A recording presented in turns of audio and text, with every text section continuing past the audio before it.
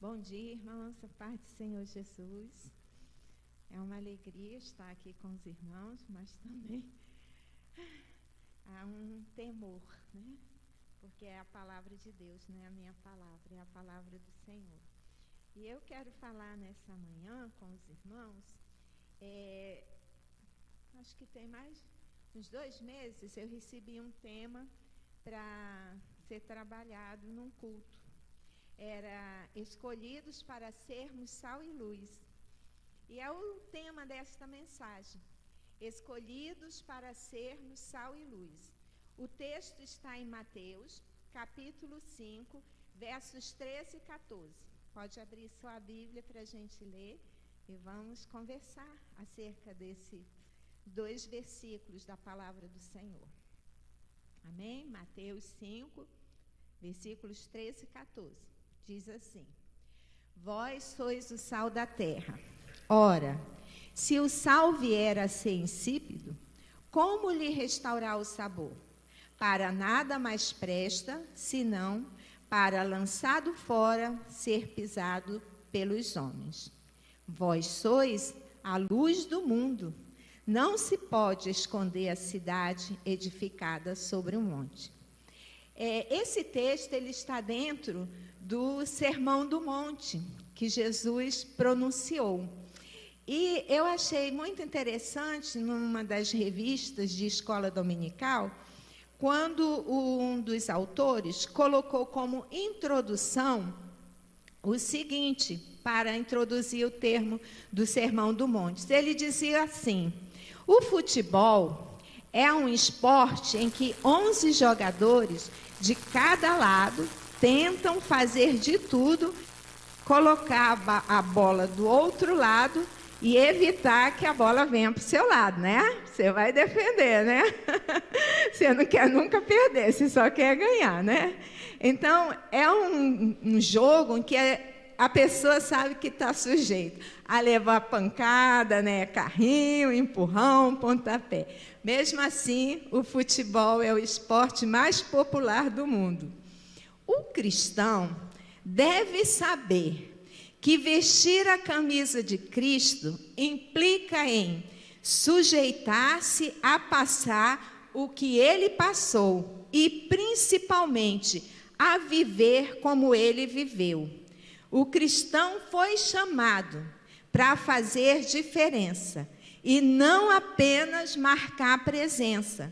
Isso faz do seguir a Cristo a decisão menos popular, porque quem é que quer ser criticado? Ninguém, né? Mas quando você é chamado para andar com o Senhor, você sabe que você vestiu a camisa do Evangelho, você tem que estar disposto a sofrer pelo Evangelho. E nessa parte aqui do Sermão do Monte, o Senhor passa a considerar de que maneira o crente deveria manifestar a sua nova natureza. Ele vem falando sobre os valores do reino, ele expõe tudinho. Agora ele vem trazendo a maneira como é que eu, que agora faço parte do reino, devo manifestar a natureza nova, porque quem está em Cristo, nova criatura é.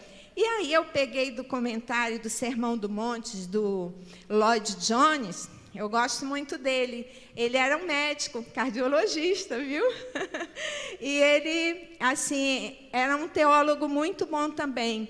E ele escreveu acerca do Sermão do Monte, acerca esses versículos aqui, o seguinte: o crente não é uma pessoa que vive isolada. Ele está no mundo, embora não pertença ao mundo, e ele mantém certa relação para com o mundo. Ao crente é recomendado que ele precisa ter uma mente e uma perspectiva diferente das pessoas deste mundo, mas isso não significa que ele deva retirar-se da vida ativa do mundo. Então, eu estou no mundo para fazer a diferença. Estou nele, mas eu não faço parte dele, né, dos conceitos mundanos. E aí, quando Jesus começa a trabalhar em Mateus 5, a gente fala muito da pedagogia. Tem até um livro que fala a pedagogia de Jesus. E na pedagogia de Jesus, Jesus usa elementos que são, assim, presentes na vida das pessoas, coisas que as pessoas conseguem assimilar e entender perfeitamente. Então, aqui, naquela época, né, ele vai utilizar coisas do dia a dia para trazer um ensinamento, ajudando o quê? Na compreensão dos seus ouvintes. Eu fico pensando que o Sermão do Monte, né? Jesus sentado lá no monte, as pessoas tudo sentado em volta, ouvindo, talvez, como num dia como hoje, né? Que está um dia ensolarado, e as pessoas ali ouvindo o Senhor. Aí Jesus, nessa parte aqui, que ele diz, vós sois o sal da terra. Ora, se o sal vier a ser insípido, como lhe restaurar o sabor? Para nada mais presta, senão para, lançado fora, ser pisado pelos homens.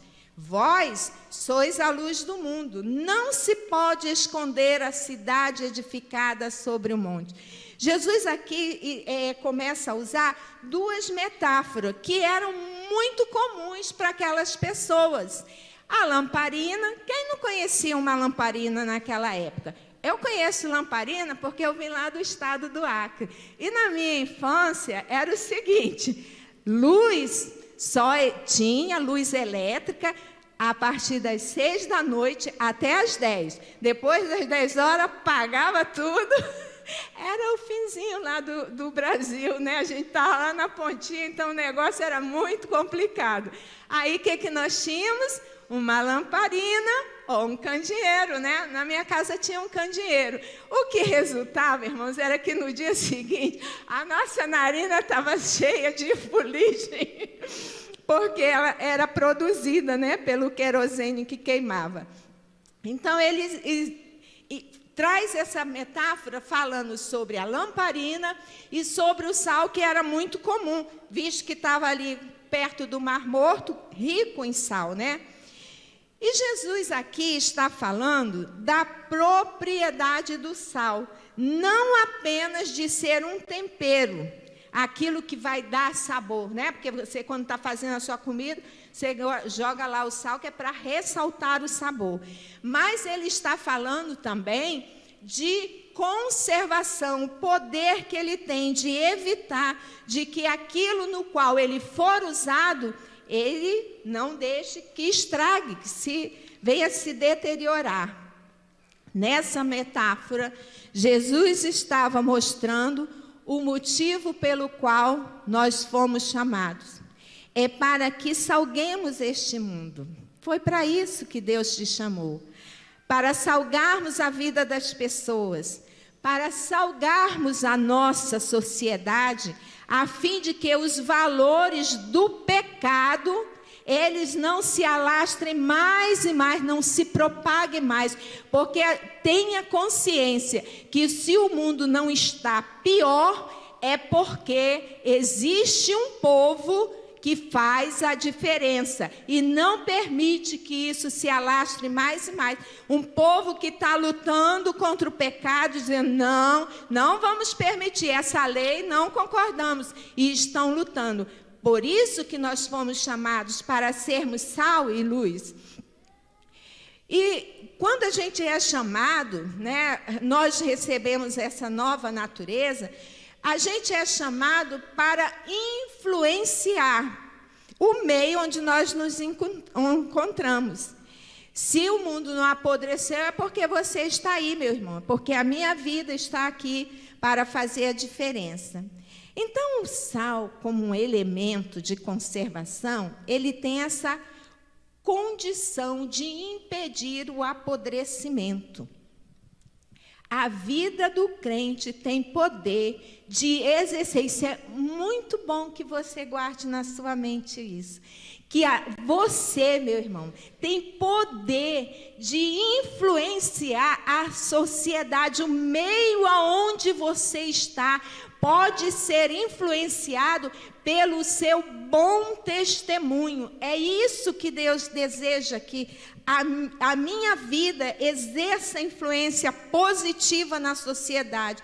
A gente vive numa sociedade sem sabor, uma sociedade onde os germes que apodrecem ela são contidos por meio da nossa vida, desse sal que sou eu e você. É assim que acontece, para que não se deteriore mais e mais nossa sociedade.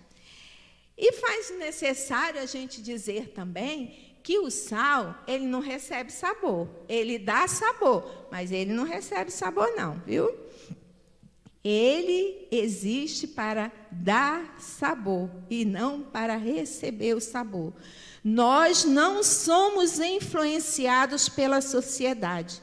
A sociedade não pode ditar a maneira como eu e você devemos viver.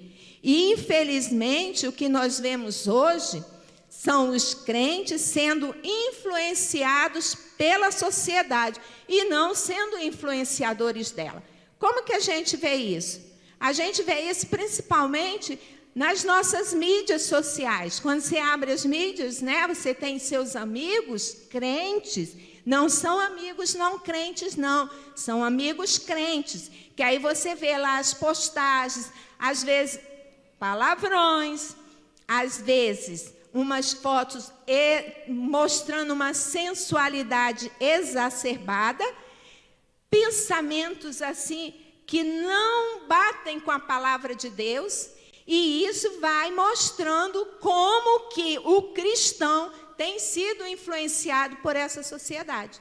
Quando a gente deveria dar sabor a ela e influenciá-la, nós estamos recebendo dela a influência e estamos procurando viver influenciados por eles. Às vezes nos fazemos cegos, né? A segunda coisa que Jesus está dizendo é que se o sal for insípido, para nada mais serve. Aí eu fiquei pensando assim, como é que o sal perde o sabor? Eu não sei. Vamos perguntar para quem? Para o seu Google, né? Aí eu descobri como é que ele perde. O sal, ele pode perder o seu sabor, né? Tornar-se insípido, quando ele está exposto à água, à umidade, ao sol e até mesmo ao ar. Ele pode perder a sua propriedade. E assim fica exposto às impurezas. E por ter contato com esses elementos, ele perde o poder de salgar, o poder de dar sabor. Assim também acontece com a nossa vida, irmãos. A gente não pode esquecer que quando Jesus está aqui falando para os seus, ele falou dos valores do reino e agora ele está dizendo, agora, meus filhos, vocês vivam desta maneira. E às vezes o que a gente percebe é que a nossa vida vai se afastando do Senhor e a gente vai perdendo esse sabor. Vamos enfraquecendo, vai perdendo o brilho. Quantas pessoas que você conheceu que eram ali firmes com o Senhor, mas que hoje se distanciaram? Por que se distanciaram? Porque o contato com esse mundo, o contato com os conceitos, com os valores mundanos, foram influenciando a sua vida de uma tal maneira que ele foi contaminado e perdeu o seu sabor. Uma vida que salga e que brilha, irmãos, aponta para um Deus santo. E queremos ser sal para impedir que a corrupção do mundo avance.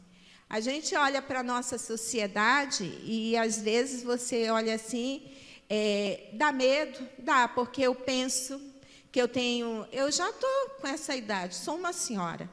Mas eu tenho filhos e eu tenho netos, e eu penso como será a sociedade que os meus netos vão viver. Então, por isso, nós, como servos do Senhor, precisamos lutar pelos valores do reino.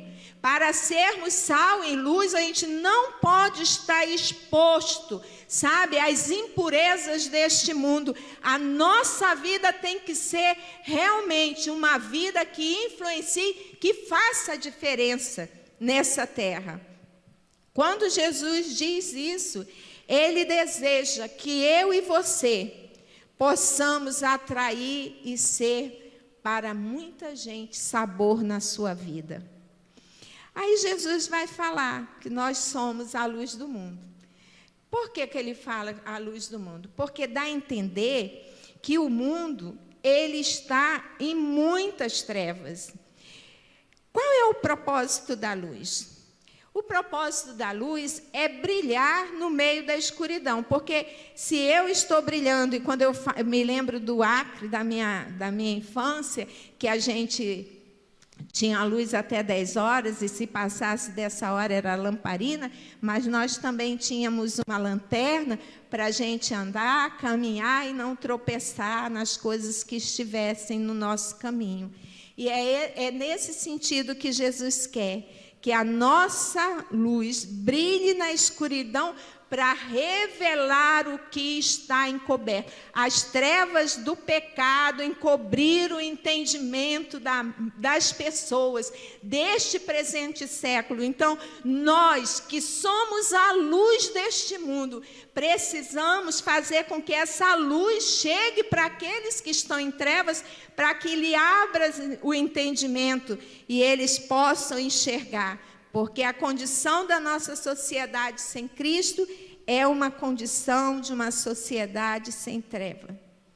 Jesus afirma que nós somos a luz do mundo e que somente nós, irmãos, é que temos a luz que pode iluminar as trevas em que o mundo se encontra. E da onde é que eu e você recebemos essa luz? É do Senhor. Eu tenho luz em mim mesma? Não.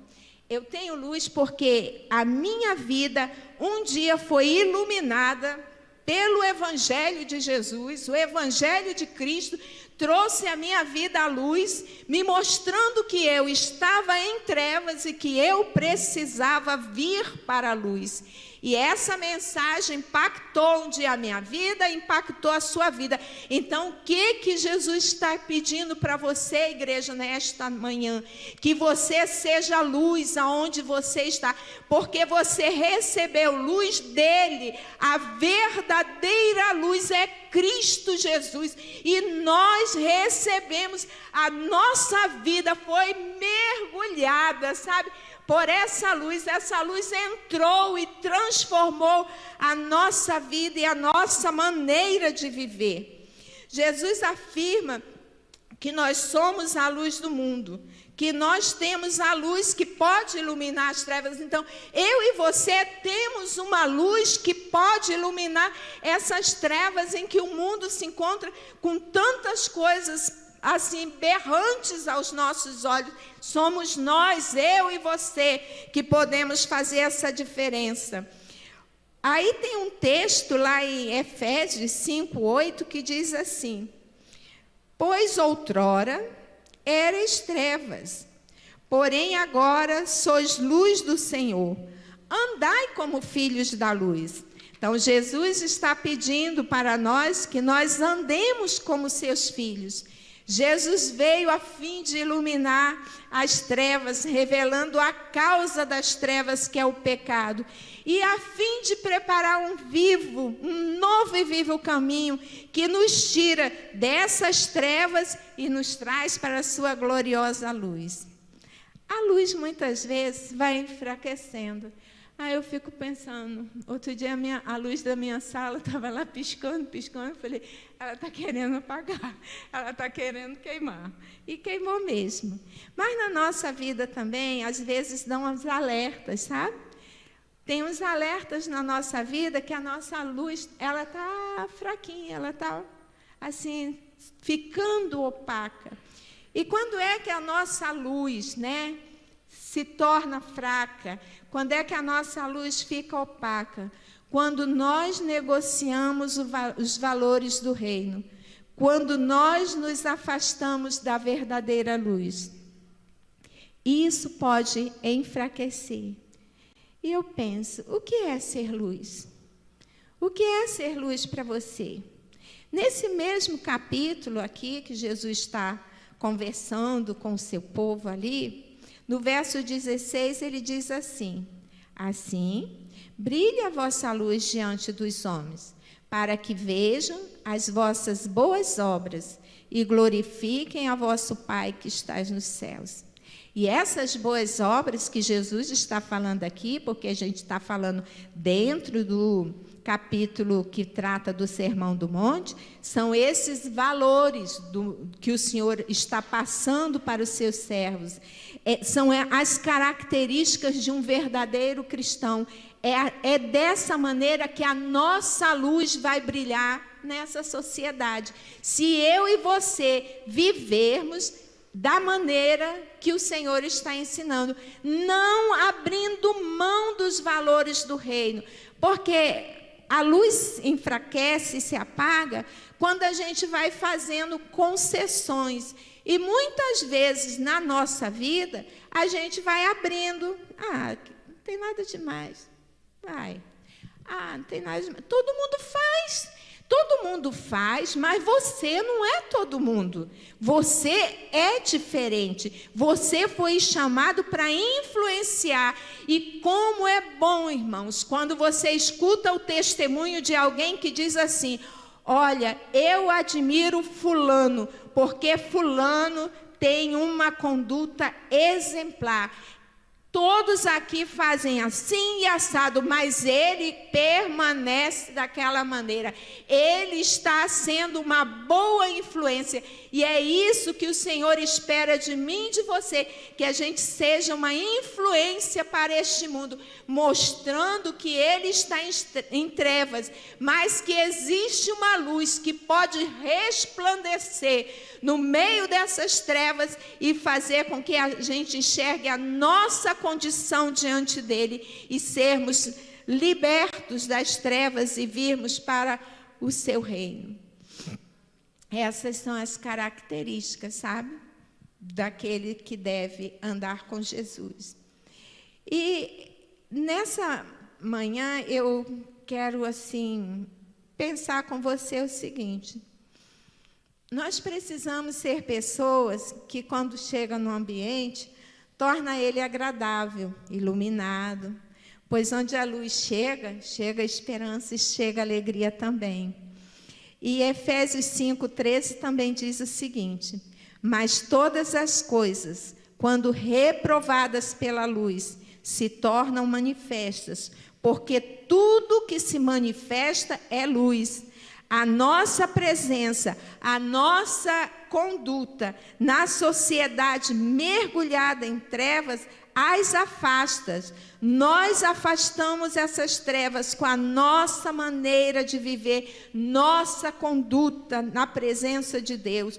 Quando vivemos e praticamos o Evangelho, quando eu não apenas leio a palavra e pronto, mas quando eu leio a palavra de Deus e essa palavra faz e produz mudança no meu interior, aí sim eu vou fazer a diferença. E é isso que Jesus está dizendo. Somente os crentes são a luz do mundo nesses nossos dias. Portanto, vivamos e funcionemos no mundo como filhos da luz. É isso que Deus quer, que a gente funcione como filhos da luz, exalando e mostrando a luz dele. E ao encerrar essa palavra, deixo com você algumas perguntas. Você tem sido sal e luz no ambiente em que você se encontra? Ou no ambiente que você se encontra, você está tão exposto às impurezas, e as impurezas têm entrado tão sorrateiramente na sua vida, que você está perdendo a condição de ser sal, está perdendo o sabor. Talvez você esteja perdendo o seu sabor. E é tempo, sabe, um tempo de voltarmos a ser sal e dar sabor à vida de muitos. Porque tem muita gente com a vida sem sabor, uma vida insossa. Mas a palavra de Deus, o Evangelho de Jesus Cristo, ele muda e transforma as vidas. Então é tempo de nós darmos sabor àqueles que estão aí sem sabor. Talvez a sua luz não esteja brilhando como Jesus deseja que brilhe. É tempo de voltarmos à prática da palavra de Deus, pois nós fomos escolhidos. É um privilégio, queridos, sermos escolhidos para ser sal e luz dentro deste mundo todo. Deus olhou para você, olhou para mim, te escolheu para que você pudesse representá-lo aqui na terra. E quando você representa o reino de Deus aqui na terra, as pessoas estão olhando, estão vendo o quê? A luz ou as trevas? Estão vendo que a sua vida tem sabor ou ela está sem sabor? Existem muitas pessoas que estão procurando sabor para as suas vidas. E que nós levemos esse sabor para a vida de muitos. É isso que Jesus quer. Vamos levar sabor, sal e luz, escolhidos pelo Senhor para sermos sal e luz. Escolhidos para vivermos e praticarmos a palavra de Deus. Jesus, naquele dia ali, naquele monte, ensinando ao seu povo e pedindo deles, olha, está vendo como é que é a luz? Quando ela chega, ela ilumina todo lugar. Está vendo o sal? Lá na sua casa, ele não dá sabor, ele não impede de que a sua comida estrague. Pois é, a sua vida, meu irmão, minha irmã, ela pode impedir que muitas vidas que estão apodrecendo possam ter o efeito do sal na vida delas, para mudar e tirar desse estado de putrefação e trazer uma restauração na sua vida. E eu e você somos essas pessoas escolhidas por Deus para sermos os portadores do sal que vai dar sabor à vida e da luz que vai iluminar e mostrar o caminho, a um novo e vivo caminho. E você precisa andar nele. Que Deus nos abençoe nessa manhã. Muito obrigada.